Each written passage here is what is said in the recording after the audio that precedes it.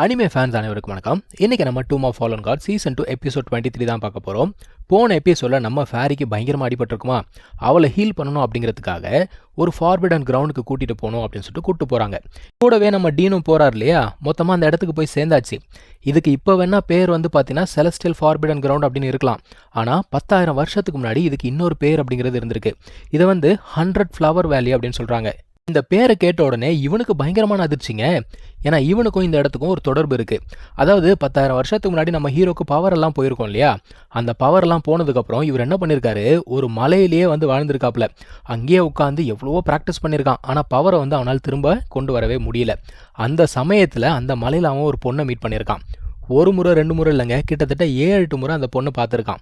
அந்த பொண்ணை இப்போ எப்படி யோசிக்க ஆரம்பிச்சிட்டானா, இவன் சரியான பொம்பளை பொறிக்கையா இருப்பானோ அப்படிங்கிற மாதிரி. ஏன்னா ஒரு வாட்டி பார்த்தா பரவாயில்ல, 2 வாட்டி பார்த்தா பரவாயில்ல, 7-8 முறை அப்படின்னா பின் தொடர்றான் அப்படிங்கிற மாதிரி இவன் நினச்சிக்கிட்டா. இதை வேற இன்னும் காம்ப்ளிகேட் பண்ணுற மாதிரி இவர் பேரை வேற கேட்குறான். அந்த பொண்ணு பார்க்குறா, தெரியாத ஆள்கிட்டலாம் பேர் சொல்ல முடியாதுன்னு சொல்லிட்டு அவன் அங்கேருந்து போயிட்டா. ஆனாலும் இவன் விட மாட்டாங்க. பத்திரமா பார்த்து போயிட்டு வாங்க, நம்ம அடுத்த வாட்டி மீட் பண்ணுவோம் அப்படிங்கிறான். என்ன நக்கல் இவனுக்கு. நம்ம ஹீரோ அதுக்கப்புறமா தொடர்ந்து பார்த்தீங்கன்னா ப்ராக்டிஸ் பண்ணணும் அப்படின்னு ட்ரை பண்ணுறான். ஆனால் அந்த பவர் அப்படிங்கிறது திரும்ப வரமாட்டேங்குது. என்னடா இது அப்படின்னு சொல்லிட்டு ஒரு விரக்தியில் இருக்கும்போது கால் சரிஞ்சு கீழே விழுந்துருவானா. நல்ல வேலை அந்த பொண்ணு தான் கையை பிடிச்சி தூக்கி விடுறா. அந்த சமயத்தில் கூட உன் பேரை சொல்கிறியா அப்படின்னு சொல்லிட்டு கேட்குறாங்க. இவன் அடங்க மாட்டான் போல தெரியுது. அவன் என்ன சொல்கிறா, நான் மறுபடியும் மீட் பண்ணால் என் பேரை சொல்கிறேன் அப்படின்னு சொல்கிறா. இப்படியே இவங்க 2 பேர் வந்து பயங்கரமாக க்ளோஸ் ஆகிட்டாங்க. ஆக்சுவலாக இவனுக்கு இப்போ தான் தெரியுது இந்த பொண்ணு இந்த மவுண்டனை விட்டு கீழே இறங்கினதே கிடையாது அப்படின்னு. அதான் இவன் கேட்குறான், நீ வந்து என் கூட வரியா, நம்ம மவுண்டனை விட்டு வெளியில் போய் உலகத்தை பார்க்கலாம், நான் வந்து உன்னை ப்ரொடெக்ட் பண்ணுறேன் அப்படிங்கிறான். இவனால் எப்படி ப்ரொடெக்ட் பண்ண முடியும்? இப்போ இவங்க வெளியில் வந்துட்டாங்க. நம்ம ஹீரோக்கு இதுக்கு முன்னாடி ஒரு பொண்ணு வந்து நிச்சயதார்த்தம் பண்ணியிருக்காங்கப்பா. அவன் என்ன சொல்கிறா, நீ உன் பவரெல்லாம் இழந்துட்ட, நீ ஒரு வேஸ்ட் ஃபெலோ, உன்னெல்லாம் நான் கல்யாணம் பண்ணிக்க மாட்டேன், ஒழுங்கு மரியாதை மேரேஜை கேன்சல் பண்ணு அப்படிங்கிறா. இவன் என்ன சொல்கிறான், நானுமே கேன்சல் பண்ண தான் வந்திருக்கேன் அப்படின்னு சொல்லும்போது உனக்குலாம் அந்த தகுதி கிடையாதுன்னு சொல்லிட்டு அறைய போகிறாப்பா. அந்த சமயத்தில் யூஷின் என்ன பண்ணுறா, உள்ளுக்குள்ளே பூந்து அவளை தடுத்து நிறுத்தி, இங்கே பாரு, அவன் உன்னெல்லாம் மேரேஜ் பண்ணிக்க மாட்டான், ஏன் தெரியுமா, அவன் என்ன கல்யாணம் பண்ணிக்க போகிறான் அப்படின்னு சொல்லிட்டு 2 பேரும் அங்கேருந்து கிளம்பி போயிடுறாங்க. சரி, இதுக்கப்புறமாவது வாழ்க்கை சந்தோஷமா இருக்கும் அப்படின்னு பார்த்தா அந்த இடத்துல ஒருத்தன் என்ன பண்ணுறான், எல்லாரையுமே கொண்டுகிட்டு இருக்கான். இவன் யாரா அப்படின்னு பார்த்தா இவன் அந்த பாத் ஆஃப் டிஸ்ட்ரக்ஷனை சேர்ந்தவனா. இது எல்லாமே 10,000 வருஷத்துக்கு முன்னாடி நடக்குது.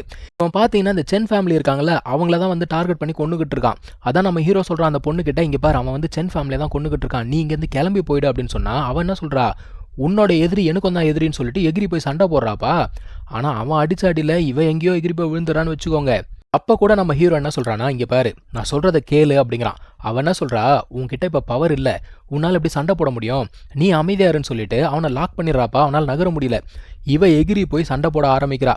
ஸோ யாருன்னே தெரியாத ஒரு ஆள், கொஞ்ச நாள் தான் பழகியிருக்கா, ஆனால் இவனுக்காக தன்னோட உயிரையே இவன் வந்து சாக்ரிஃபைஸ் பண்ணுறா. இந்த சண்டையோட சத்தம் இவங்க அப்பாவுக்கு கேட்குது. யாரோட அப்பாவுக்கு, நம்ம ஹீரோட அப்பாவுக்கு.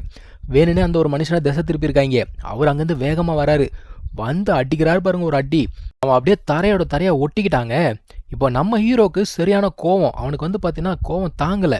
என்னதான் உடம்புல பவர் இல்லை அப்படின்னா கூட எகிரி போய் இவனை அடிக்கலாம் அப்படின்னு சொல்லிட்டு போயிட்டாங்க. இப்போ அவங்க அப்பா கத்துறாரு, டேய், அவன் என்னதான் வீக்காக இருந்தா கூட உன்னால் அவனை சமாளிக்க முடியாது, தூரம் போடா அப்படிங்கிறாரு. அவன் போக மாட்டேங்கிறான்.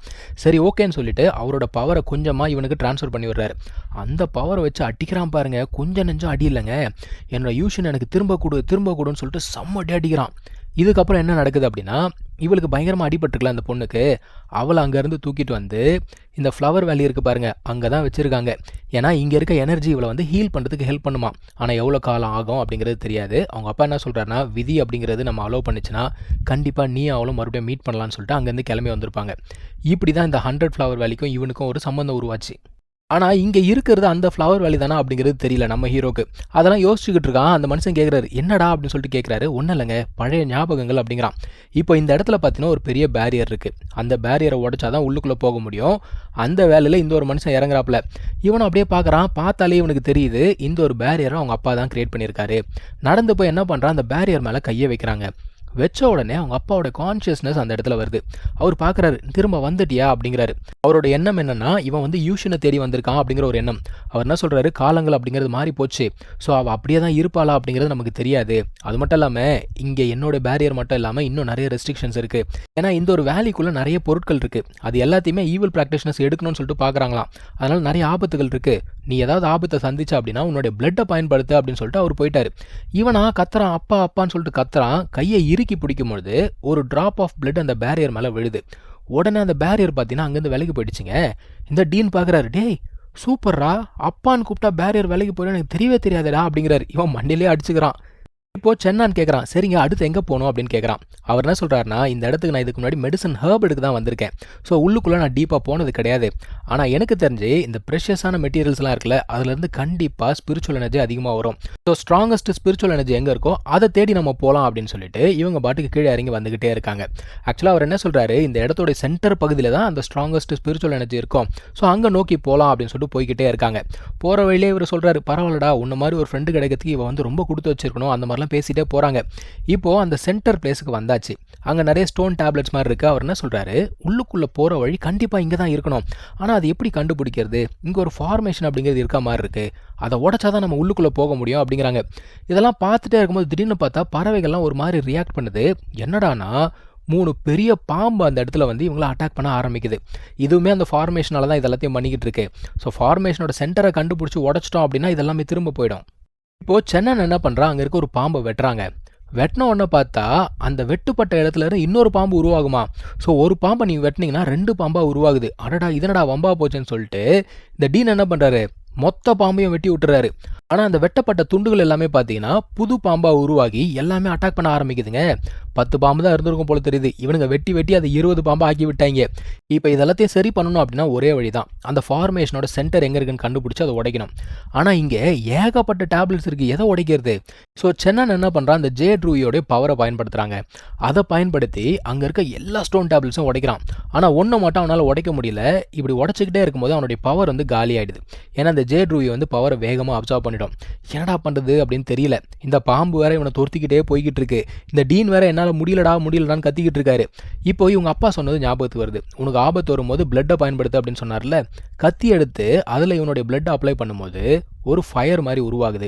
இப்போ அவன் எந்தெந்த பீஸ்டெல்லாம் அட்டாக் பண்ணுறானோ அது எல்லாமே வந்து பார்த்தீங்கன்னா எரிய ஆரம்பிக்குது. அதுக்கப்புறம் என்ன பண்ணுறான், அங்கே ஒரு ஸ்டோன் டேப்லெட் இருக்குது, அதை போயிட்டு ஓங்கி அடித்த உடனே அது பீஸாக உடஞ்சி போச்சு. ஸோ ஃபார்மேஷன் உடஞ்சதுனால இந்த பாம்பு எல்லாமே திரும்ப மறைஞ்சு போச்சுங்க. இப்போ நம்ம ஹீரோ கேட்குறான், இங்கே தானே வாசல் கதவு இருக்குன்னு சொன்னீங்க, எதுவுமே ஓப்பன் ஆகலையே அப்படின்னு பேசிக்கிட்டே இருக்கும்போது ஒரு ஓப்பனிங் வருது. இந்த மனுஷன் அடடா ஓப்பன் ஆயிடுச்சுன்னு சொல்லிட்டு அவர் பாட்டுக்கு உள்ளுக்குள்ளே போயிடுவாரா. யோ இரியா என்ன விட்டு போறியன்னு சொல்லிட்டு இவனும் பின்னாடியே போகிறான். உள்ளுக்குள்ளே போய் பார்த்தா அந்த ஒரு இடம் இன்னும் டிஃப்ரெண்ட்டாக இருக்குங்க. இது ஆக்சுவலாக ஒரு குகை மாதிரி இருக்குது. அந்த சென்டரில் ஏதோ ஒரு பொருள் இருக்குது. ஆனால் இவங்களுக்கும் அந்த பொருளுக்கும் நடுவில் மிகப்பெரிய பள்ளத்தாக்கு இருக்குது. எப்படா இதை கடந்து போகிறது அப்படின்னு பார்க்கும்போது இவன் கையில் இந்த ரத்தம் சொட்டுதில்ல, அந்த ரத்தம் சொட்டினதுக்கப்புறமா அந்த இடத்துல ஒரு பாலம் மாதிரி உருவாகுதுங்க. அதுக்கப்புறம் என்ன நடந்தது அப்படிங்கிறத நம்ம அடுத்த எபிசோடில் பார்க்கலாம்.